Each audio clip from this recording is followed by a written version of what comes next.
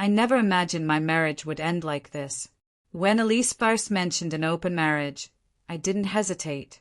I told her there was no need. Our marriage was already over. She didn't see it coming. But in that moment, I knew there was nothing left to save. My name is Daniel Marino, 32 years old. Until recently, I believed I had a stable life with my wife, Elise, 29. 6 years together, 3 of them married. From the outside, we seemed perfect. Steady jobs, a comfortable apartment in the city, families who cared about us. Not glamorous, but secure, or so I thought. The warning signs were subtle at first. Elise started staying late at work more often. I told myself it was just the demands of her job. Marketing campaigns are tough. But then came the late-night texts, the guarded phone, the call she took on the balcony. I wanted to believe it was stress. I didn't want to become the suspicious husband. 2 weeks ago, everything changed. Elise was in the shower when her phone buzzed. The name said Maya, someone I'd met once at a company event.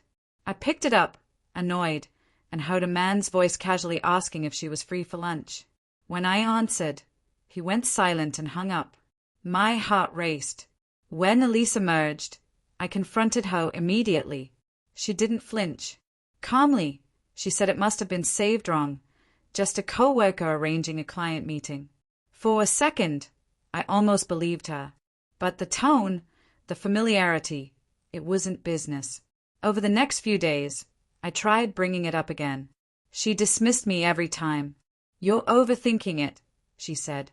"You're stressing yourself out." Each brush-off made my gut tighten. One night, I tried checking her phone while she slept. She had changed the password.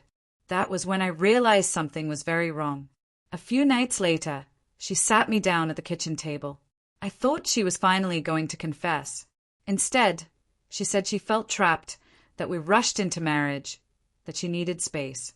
Then came the real shock. She suggested an open marriage. She said it as if it could save what we had left. I stared at her, numb at first, then angry. I told her she didn't need an open marriage. She was free to leave if she wanted. I told her I suspected her coworker, even without proof. She exploded, calling me paranoid, swearing she'd never cheated. I couldn't believe her anymore. I told her it didn't matter. By asking for an open marriage, she had already left us emotionally. The argument grew ugly. We threw every long-held resentment at each other. Finally, Elise stormed off, packed a bag, and left. I didn't stop her. That was 3 days ago. At first, the quiet felt like relief, then unbearable. I wondered if I had overreacted, if I had destroyed something that could have been saved. Deep down, I knew the truth.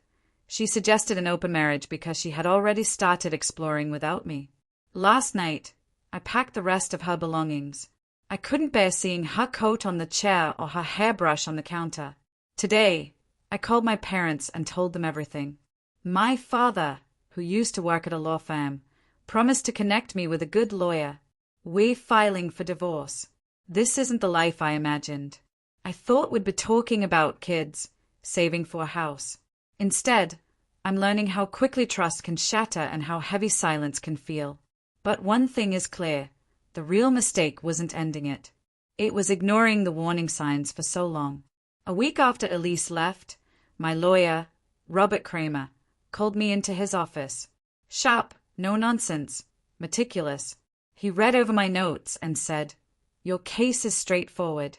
No children, no jointly owned property, and clear signs she's not acting in good faith.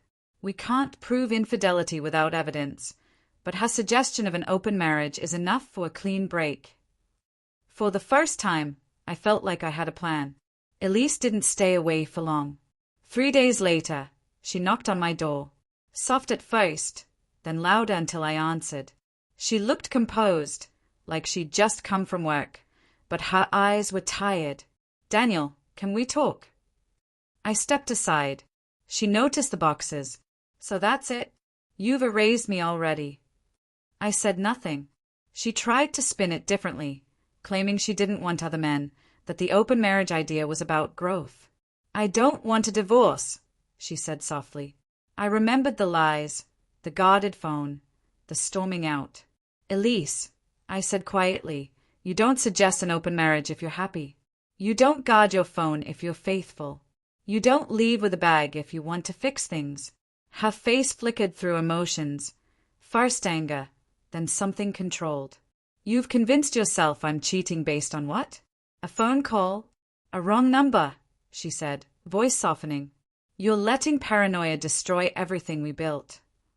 I crossed my arms. No, Elise. You destroyed this. I just stopped pretending not to notice. Her expression hardened. Divorce is ugly. Expensive. Do you really want to throw away 6 years over a misunderstanding? We could try counseling. Start fresh. For a moment, I almost believed her. But then I remembered Robert's words. She's acting in bad faith. I've already spoken to a lawyer. The papers are being filed. The color drained from her face. Her mask slipped. Something broke inside her. Then fury replaced it. You're pathetic, Daniel. Weak. No wonder I felt suffocated. I didn't move. I opened the door and said evenly, pack your things, Elise. Next time we speak, it'll be through lawyers. She froze, fists trembling, tears in her eyes. Eventually, she gathered her boxes, muttering curses, and left. For the first time in months, I felt a strange, liberating calm. The next weeks blurred together. Paperwork, late-night emails with Robert, restless nights.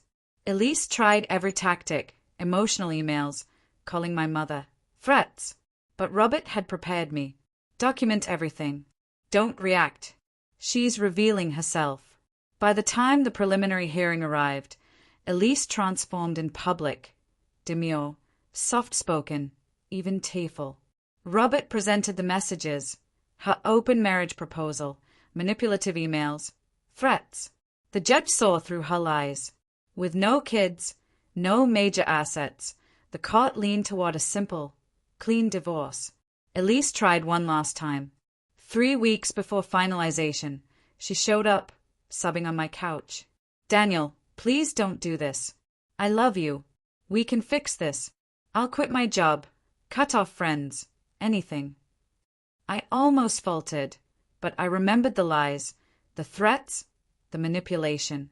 No, Elise, you don't love me. You love control. Her sob stopped, replaced by rage. You'll be alone, Daniel. Miserable.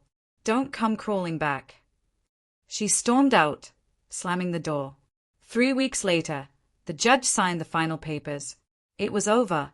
Relief, yes, but grief too, not for the lease, but for the years I spent building a future that no longer existed. Slowly, grief became clarity. I started running again, reconnected with friends, returned to painting. My apartment became home again.